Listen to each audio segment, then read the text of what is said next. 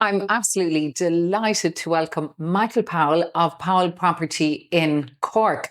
Michael has a really successful business and is in business 20 years. 20 Wow, years, you don't yeah. look old enough, Michael. Believe me. Michael, we had a really interesting conversation off camera about all the different clients that you work with. You have a large property management portfolio that you look after clients who own properties mainly through their pension. And you were talking to me about different clients, how you help them through various government initiatives such as vacant homes and regeneration, our city living. So tell me a bit about what you're doing in Cork, Michael. Well, I suppose it's all about the client's objectives and how we serve them. So again, we look at the Living in City initiative. Now, a lot of people don't know about it, but it's been around for quite a while. So you take an architectural conservation area, and you have the same area in Waterford as Cork, and you can get up to 200 grand worth of tax allowances. Now, there is rules around that, so you do have to stay in the market for 10 years, and it's a write-off over 10 years. So if you spend up to 200,000, your write-off is 20,000 per annum, which is very attractive. Very attractive. So again, it's the same as generating 40 grand of gross income. That's the equivalent tax saving. So it's very significant. It's smart. And are you seeing people buy these houses and properties in Cork City through the City Living Initiative, through their pension? Well, funny you say that now. So pension and civil they need to be split. So because when you buy in a pension, your income goes in tax-free. So that initiative doesn't work for a pension. So it's mainly individuals we're purchasing for, or people who've money inside their holding companies and they're looking to avail some tax breaks. So that's the main reason for the Living in City initiative. Now, they have announced in the most recent budget that the allowance has gone from 200 to 300 grand. Now, we would like to see some more tax savings, especially when you're converting a multi-unit development. Last week, we looked at a building in the South Mall where it was a conversion of 17 units. But again, the problem with that is the cost to do it. So with the new fire regulations that have come in, that requires a sprinkler system. In that instance, that was adding a cost of 250,000 euros to the build. And again, I think the government need to do more and maybe give accelerated capital allowances on something like that. Excellent, Michael. And there are so many other benefits than regenerating the building and creating housing. In your opinion, what other benefits are you seeing in Cork? Massive economic success. So again, you want people in the city, you want them living over shops, it creates better safety within cities. Obviously has a bounce for a cafe, restaurant. You want people earning and living in the city, and I think it's a massive initiative. I've recently been asked actually to go on to Regeneration on the CBA panel specifically. So hopefully we'll be trying to give an impact and a positive impact on the city, because it has really, over the last 10 years, become very run down. I lived in the city myself 20 years ago, above our office actually. Very good. And I think there's a massive opportunity there to unlock thousands of homes, and I think it'll be a real win. And again, I don't want to call it a landlord. I want to call it a housing provider. I love that. So it needs to be reframed. So again, these people are doing that at their own cost. There's no cost to the government, and they do it efficiently. So again, if we can bring in 4,000 or 5,000 extra units into the city, it's a massive win. And again, it cuts down on traffic. There's no extra infrastructure involved. You're repurposing existing buildings. Again, some buildings have actually fallen down, blocked up around Cork City. You have big kind of steel cages around them. You've a derelict register, which is sitting there the same. There's no change there for the last 20 years. While there's taxes being applied, really, there needs to be a big move towards it. Now, there is another initiative which the government has brought in. They had it before. It's called a lease and repair scheme. So it's where the council rent back units for a period of, it was 25, so now they're doing it 20. But again, there's a lot of shortfalls within these schemes. So again, they say it's 80,000 per unit, what they give you. But they give you this money at the end. And that's no use really when you're in the middle who don't have the capital. Yeah. But also it's contingent on that you have to rent it to someone that's through the social housing system. Whereas if you could rent to students or the private market, I think it would really help with supply. Do you agree? I would agree, yeah. But again, it's similar to the other funding models which are out there. So the vacant property grant is obviously 50,000 or 70,000 if it's deemed to be vacant. We actually did one on Lower Grattan Hill, which is near the train station. The purchase price was 100,000. It's 140,000 renovation cost. So again, the outlay on that is 240,000, right?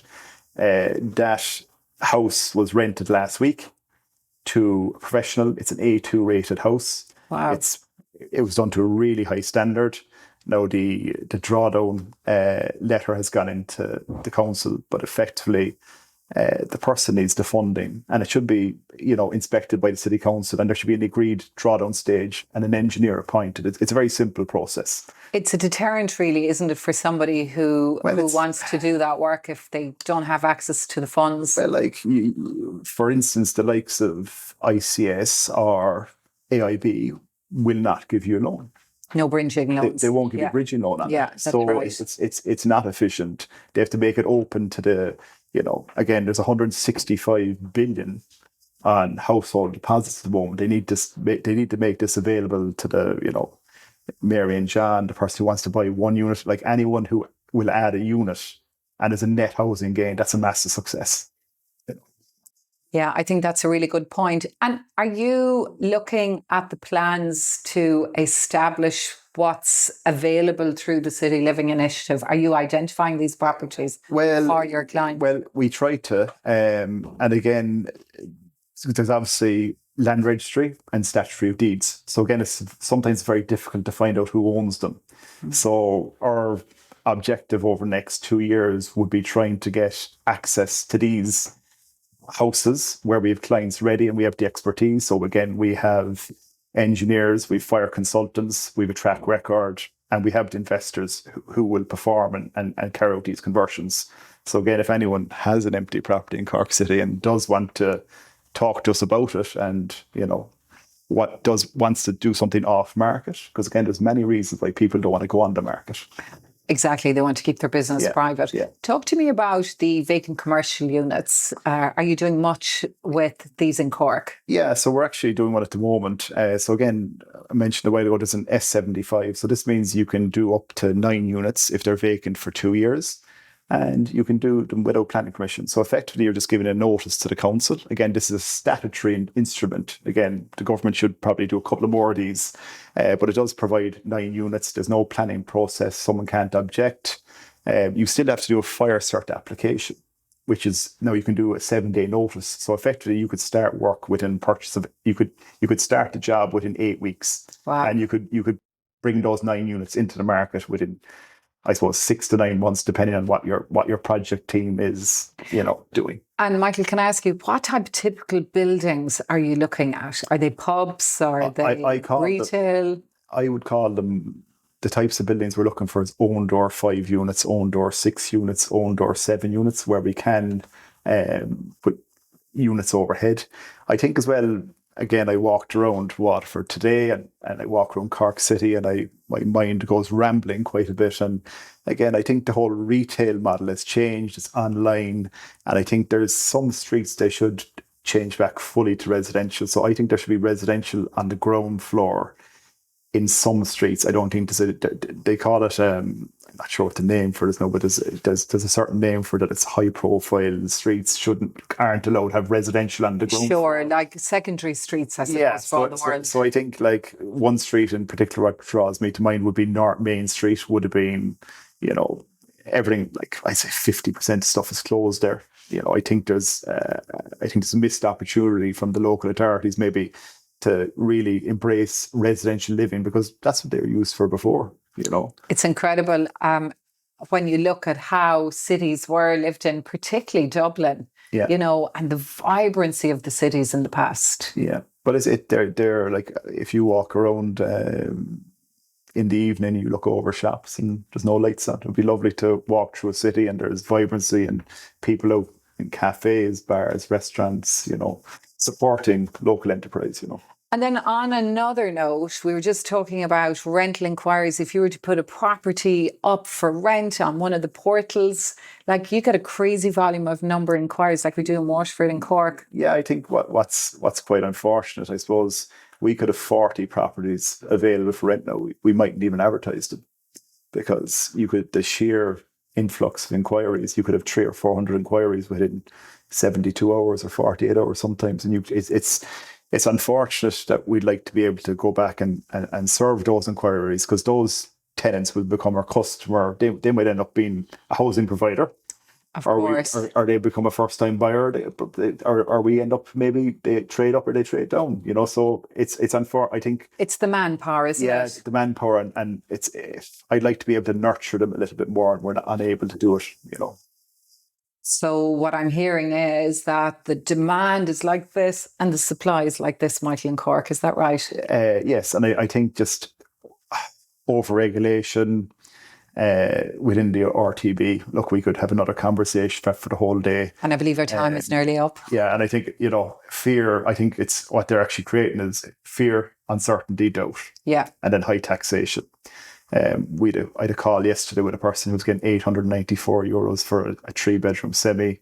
Doesn't make the sense. Advices said it. Yeah. Again, and they're the units not coming. So the 1s and 2 beds will come back into the market, especially in Dublin, because the funds are still producing them. We'll bring 1 and 2 beds back into the city. But the big loss is the 3-4 bed semis. I think it's probably the same in Waterford. No doubt about it, because especially a home, the rental income is lowish. Yeah. And if the landlord, or should I say, the housing provider, decides to put that house on the market, they have to sell with tenant in situ. So they're just going to lose a huge amount of money, probably on average devalue the asset by 100,000 in the region of. I think you're right. And I think I just can't understand why they've positioned that.